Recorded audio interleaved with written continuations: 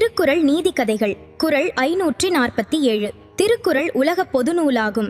இதை தெய்வப்புலவர் திருவள்ளுவர் இயற்றினார். இறை காக்கும் வையகம் எல்லாம் அவனை முறை காக்கும் முட்டாச்செயின்.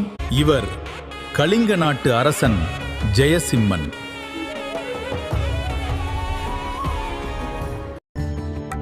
இவர் கலிங்க நாட்டு அமைச்சர் ஹரிதாஸ்.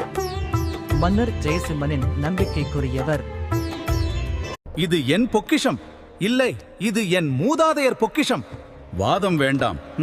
சாட்சியும் உண்மையும் பேசும். பேராசை கொண்ட வணிகன் ரகசியமாக பொன் கொடுக்க முயன்றான். இது தவறு. நான் இதை ஏற்க முடியாது. அரசே, இரவு இவன் எனக்கு பொற்காசுகள் காட்டி தீர்ப்பை மாற்றச் சொன்னான். அமைச்சரே, நீங்கள் காட்டிய நேர்மை உண்மையான செல்வம். பொற்காசுகள் கொடுத்து நியாயத்தை மாற்ற நினைத்தவன் இந்த மன்றத்தில் குற்றவாளி. நியாயம்தான் இங்கு வெல்லும். இறை காக்கும் வையகம் எல்லாம் அவனை முறை காக்கும் முட்டாச்செயின்.